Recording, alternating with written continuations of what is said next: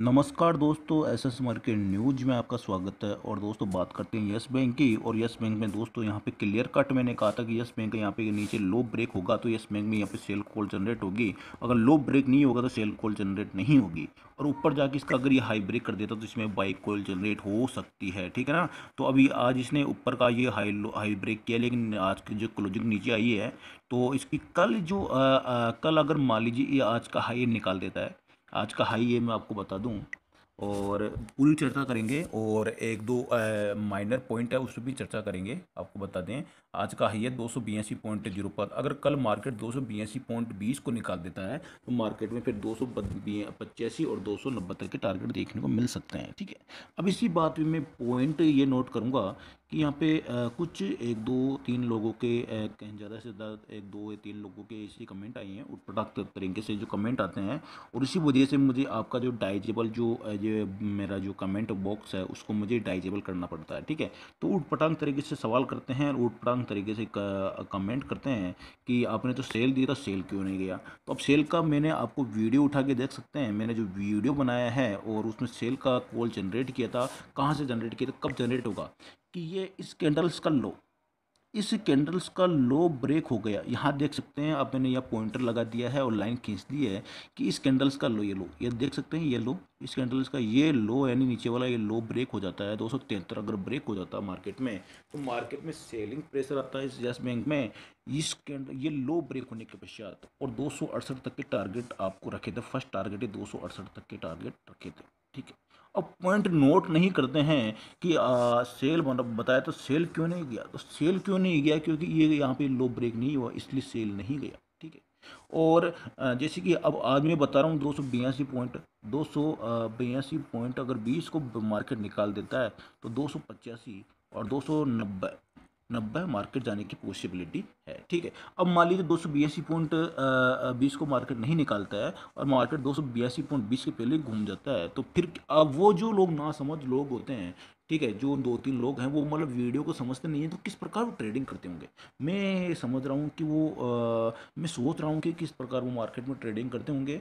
और क्या वो ऐसे ही उटपटांग तरीके से ट्रेडिंग करते हैं जो वीडियो को ही नहीं समझ पा रहे हैं। तो मार्केट की तो इतनी कहें कि उलझन वाली जो ट्रेडिंग होती है उसको वो कैसे करते होंगे जब उनको ये एक सिंपल सा वीडियो कह दिया है क्लियर कट कि यहाँ पे लो ब्रेक होगा तो ही सेल कॉल जनरेट होगी। अब इस चीज़ को वो नहीं समझ पा रहे कि आपने सेल दिया था, पीछे पड़ जाते आपने सेल दिया था, सेल क्यों नहीं किया। कहा आपने कल भी सेल दिया था, हमारे यस बैंक तो प्लस में जा रहा है, आपने कल भी सेल दिया था। अब मुझे ये समझ में नहीं आ रहा तो भैया वो तो जानेगा इसका जो एरिया है यहाँ से लेके यहाँ तक इसको घूमना ही है, ऊपर नीचे घूमना है और इसको ब्रेक करके तो ऊपर भी जाना है, ठीक है। मैंने ये भी कह दिया कि इसको ब्रेक कर गया, इस कैंडल्स को ब्रेक कर गया तो ऊपर भी जाना है। आज इसने ब्रेकआउट दिया, हल्का सा ब्रेकआउट दिया लेकिन वापस क्लोजिंग नीचे दी है, ठीक है। अब कल है 200 इंट्राडे में कल 282.20 को निकाल देता है। फिर देखो पॉइंट नोटेट करें कि 282.20 को अगर मार्केट निकाल देता है यस बैंक तो 285 और 290 तक के टारगेट यस बैंक दिखा सकता है कल के इंट्राडे में। लेकिन 282.20 को फिर बात वही है, 282.20 को नहीं निकालता मार्केट तो वापस इस रेंज में आके मार्केट फंस जाएगा वापस। ध्यान देखिए मार्केट इसी रेंज में यानी 273 से लेके और 282 की रेंज में मार्केट फंसता हुआ आपको नजर आ सकता है कि मार्केट 282.20 को निकालेगा तो ही ऊपर जाएगा, नहीं तो मार्केट वापस इसी रेंज में फंसता हुआ नजर आ सकता है। अगर मान लीजिए ऊपर जाके अगर ये ब्रेकआउट नहीं देता, नीचे आके फिर ब्रेकआउट दे देता 273 का तो मार्केट वापस, फिर मैं बोल रहा हूँ मार्केट में वापस फिर से गिरावट की पॉसिबिलिटी बनती हुई नजर आ सकती है। अब देखो मार्केट में जो टेक्निकल चार्ट से क्यों यहाँ पे मैं क्यों बताता हूँ आपको कि मैं डायरेक्ट क्यों नहीं बोलता कि यहाँ पे सेल यहीं से अब सेल कल कल तो यस बैंक में सेल आएगी, कल तो यस बैंक में बाई आएगी। तो ये डायरेक्ट पॉसिबिलिटी यानी कि संभावनाएं जो होती है वो भविष्य वाणी नहीं कर सकते हैं। टेक्निकल चार्ट का लोग अधिकतर 70% जो लोग हैं 70 टेक्निकल चार्ट का प्रयोग करते हैं। और जिस प्रकार मैं टेक्निकल चार्ट को वॉच कर रहा हूँ मेरे पास जो कैंडल्स वन डे पे ये कैंडल्स बनी है तो सभी के पास यही कैंडल्स है, कोई उनके पास कोई दूसरी कैंडल्स नहीं है। अब इस कैंडल्स का जो मेरे जो रिसर्च मैंने ट्रेनिंग ली है उन्होंने अपनी ट्रेनिंग ली है। और ये जो जिस प्रकार यहाँ पे आपको पता है कि जो उसका टेलीविज़न का आविष्कार किसने किया था वो निश्चित ही है। तो यहाँ पे टेक्निकल चार्ट भी जो जिनके जो रूल्स होते हैं वो निश्चित रूल्स होते हैं, ठीक है। तो यहाँ पे वो उनको भी पता है कि यहाँ पे जिसका ब्रेकआउट होता इनका इसका ब्रेकआउट होता तो जिस प्रकार मैंने सेल कॉल जनरेट की तो 70% लोगों ने ध्यान वो बैठे हैं टक टक लगा के इसका ब्रेकआउट होते हैं उस सेल में बैठ जाते हैं, इसलिए मार्केट टूटता।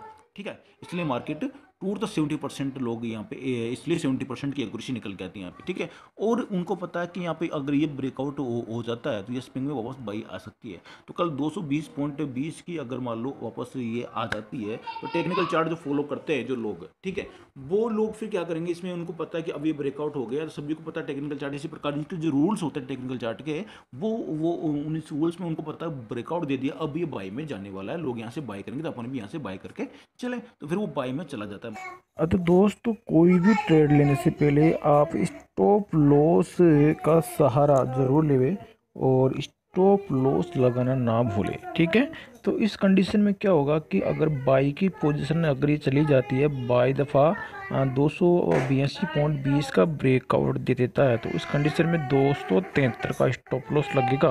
और 282.20 को मान लीजिए ये ब्रेकआउट नहीं करता है, 273 का नीचे ब्रेकआउट कर देता है, तो 282.20 का स्टॉप लॉस यहाँ पे बनता है। तो दोनों ही तरफ मैंने बता दिया, अगर ऊपर की तरफ 282.20 को ब्रेक करता है मार्केट कल, तो 273 का स्टॉप लॉस लगाना ना भूले। और कोई भी 200 ट्रेड लेने से पहले एक बार वीडियो को अच्छी तरह समझ लीजिए, उसके पश्चात आप अपना एनालिसिस एक बार चार्ट पर खुद कर लीजिए, उसके पश्चात आप अपने एडवाइज़र की सलाह ज़रूर ले लीजिए, उसके पश्चात आप दोस्तों वीडियो को देखें, समझें और उचित निर्णय आप खुद का लेवें। एडवाइज़र का निर्णय भी आप सुने और उनका भी आप समझें और उनकी देख रेख में आप कार्य करें। मेरे द्वारा बनाए गए वीडियो सारे वीडियो एजुकेशन पर्पज की नज़र से बनाए गए हैं, यहाँ पे संभावनाएं व्यक्त गई है। अतः आप जो भी ट्रेड लें तो सोचे समझें और किसी भी प्रकार की ट्रेड की जिम्मेदारी या रिस्क की जिम्मेदारी एसएस मार्केट न्यूज़ की नहीं होगी। ओके दोस्तों, मिलता हूँ नेक्स्ट वीडियो में। Bye bye.